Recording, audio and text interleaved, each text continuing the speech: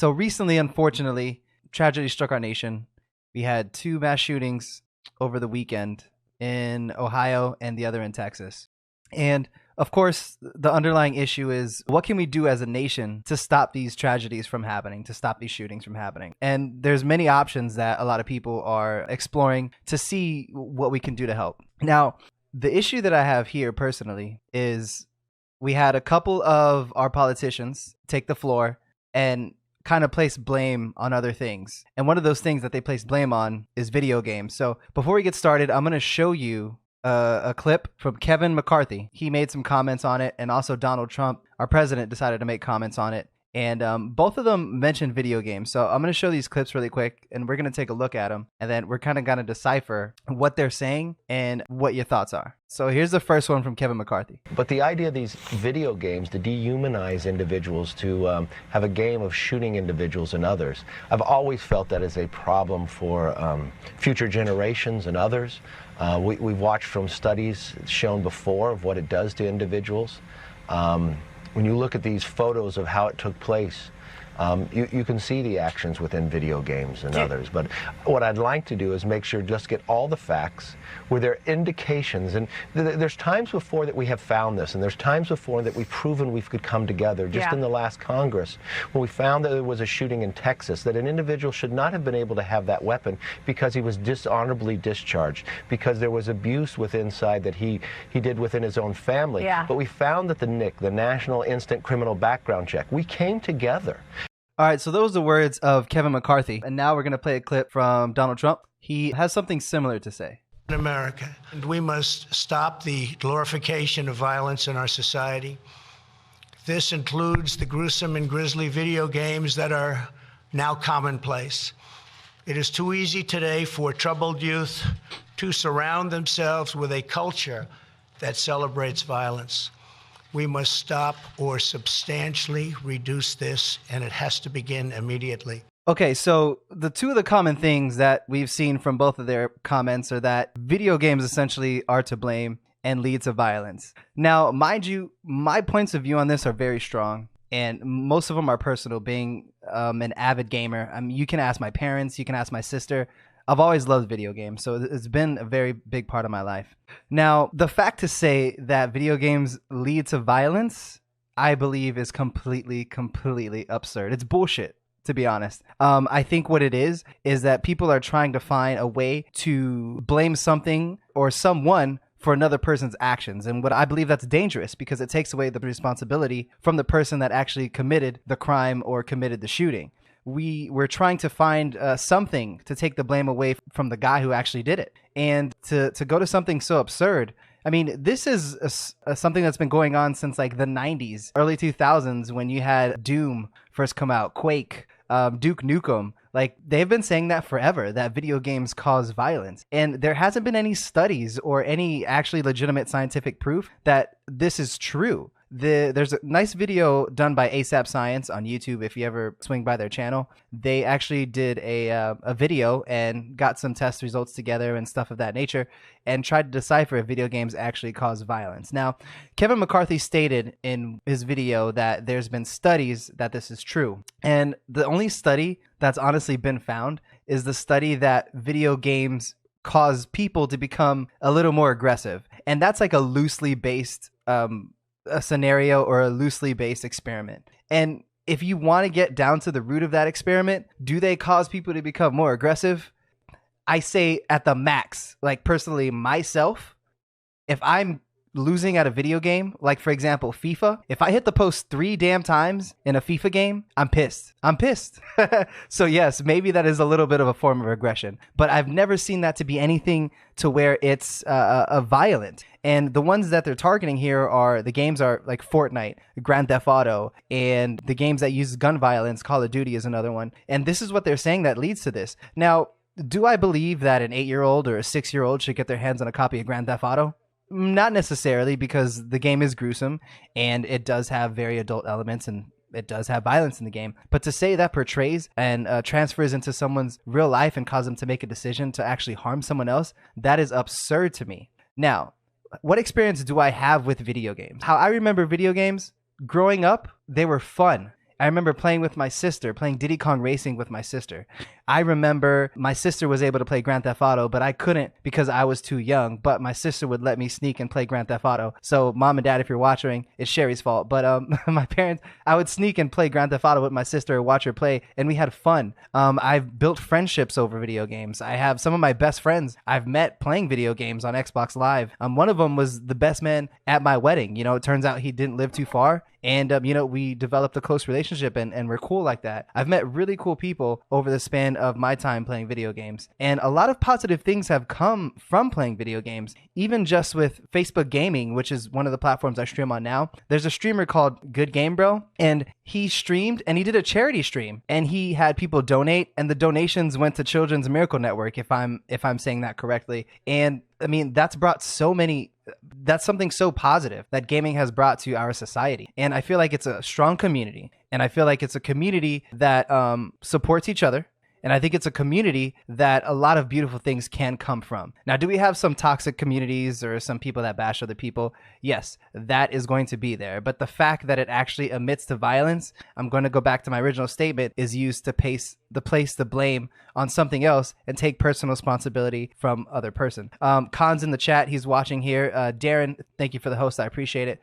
Khan said that it's kids with bad parenting. And I agree with that. There are many cases to where parents are non-existent, or parents just don't put the time in to facilitate that home environment for their children, and it can cause something. So that is a big issue. I agree with that, Khan. Thank you for the input.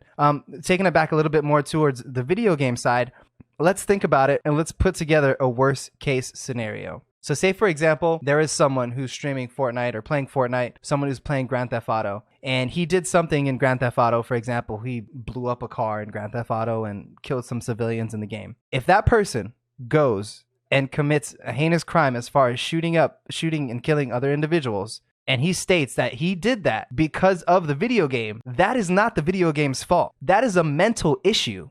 He has a mental issue. Millions of people have played video games. Millions of people don't shoot up places. They don't take out their anger and frustration on actual living human beings. They don't do that. It's constricted to the game. So if someone blames the game for that, that is a mental issue. And the mental issues, I think, is something that really, really pertains to this fact that the guy's shooting up did what he did. And let's take the examples that happened over this past weekend. There was a guy who literally drove all the way to El Paso, Texas, where, if I got the story correct, it's not where he's initially from. He released a manifesto. In that manifesto, it was filled with hate. If I'm quoting this correctly, which some of the words may be a little off, but he wanted to rid Texas of the immigration influence or whatever that was in El Paso, Texas. So he literally targeted a highly immigrant area and decided to do what he did. Had nothing to do with Fortnite, Grand Theft Auto, or any of the violent games that you are seeing kids play today. It was a mental health issue. And if anyone decides to put the blame on anything else, video games in this case specifically, but even let's extend that to movies, let's extend that to music, that is a mental health issue. There are millions of people that process this throughout their whole lives. They play video games, they play the same ones we do, they generate friendships on the video games, and they do not act out the way that these gentlemen have done in the past couple days. I'm going to read some comments really quick. Terry, thanks for joining us, man. They're conducting studies starting back in 2010. They've been conducting studies for a while, man. Ever since like the old original games like Duke Nukem and Quake, even freaking GoldenEye. Like, they've been conducting studies for a long time. Doom is one that was one of the first ones that they said were causing violence. But let's not forget that in the Crusades, there weren't any video games. Terry also says they need to be held accountable for their own action. Criminals have more rights than you and I. That is my main point here.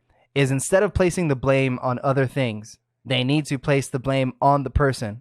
People need to start taking personal accountability for their actions. Darren says, my old Xbox raised me up more than my parents. Darren, that's awesome, man. And I've known a few guys that I've played Xbox with that actually, they talk to me and they say, I don't really have a fun home. Like, my parents aren't the best. My school's not the best, but they enjoy spending that time on video games with who they consider to be their friends. And it is a positive experience. Khan says, stop being in denial, blaming schools and everyone else. Yes, it's personal accountability is a huge thing in this instance. So let's backtrack a little bit. Okay. let's go back to my childhood and playing video games. The games I remember playing, Diddy Kong Racing, Donkey Kong 64, Super Mario 64, those are games that I grew up on. I didn't get to Grand Theft Auto, actually fully playing Grand Theft Auto, until I think I was about like 13 or 14. My parents were very strict on it. You know, I'd maybe sneak with my sister to play a little bit, but I didn't get to play it until I was old enough. Okay. Call of Duty, I probably played a little bit earlier than Grand Theft Auto. There was a progression in me playing video games. Okay. Now, do I think that's important? Sure, I do. There's some things that young kids shouldn't be exposed to quite yet. This is why there's ratings on the game. M for mature, R for R-rated movies, etc., etc. So do these filters need to be put out? I think they help tremendously. I also think that something's going to go, it's up to the parents as well to kind of help control this flow of what the kids perceive. Now, parents aren't going to be able to control all of that. My parents were very strict with me, and I still got to play the games. Okay, so it's going to be an issue to where the personal accountability needs to start taking place. Okay, you're old enough to know what the hell is right, what the hell is wrong. You're old enough to know that if you get pissed off at a video game, it's just a video game. You're old enough to know that what you do in the video game is in the video game, and it's fantasy. And millions of other players know that. Let's take a look at some stats. US, Japan, and Korea, I think, are the top 3 consumers in the video game market. If I got that correct. I think China's up there as well. Those are the top 3-4 countries in the video game market right now. United States has blown them out of the water with shootings. United States has blown them out of the water with shootings. Japanese and Korea are higher than us on that list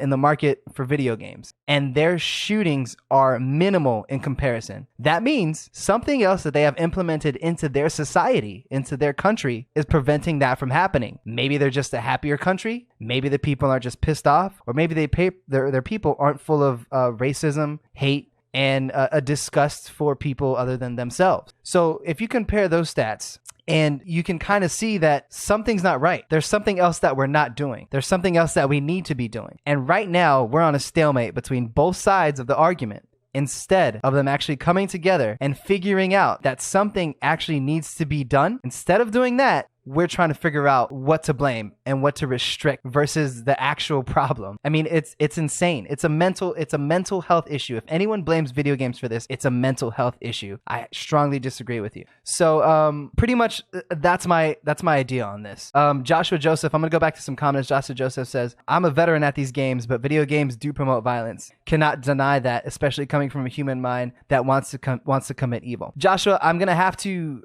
softly agree that there is violence in video games, and I have to disagree with the fact that it promotes violence outside of the video game. Because personally, I don't remember myself ever. I've punched people before. I have. I've gotten into fights at school. I've done aggressive things towards other people. Albeit they were not violent in nature to where I wanted to actually hurt the person. It was just out of action. But none of those things, I can say for myself at least, stemmed from, oh shit, I'm gonna do what I saw in Grand Theft Auto because this is what I'm gonna do to this guy. I've never had that lust that these shooters have. These shooters have an agenda. The decision to kill someone comes from them, not from any other source. They make the decision to do what they're gonna do. So there is violence in video games, but to whether it stems, if it stems outside of video games and it comes to a point to where they did it because of the video game, that's a mental health issue. That is a mental health issue. Personally, I believe that is a mental health issue. That's like blaming, my wife watches baking shows on Netflix, for example, okay? Then all of a sudden, 3 months down the road, I'm overweight, very unhealthy, and I've been eating a lot of sweets and stuff like that. Do we need to shut down or limit how many baking shows people watch in America? You can't blame that on them. That was my personal decision. I made that decision to do that. It's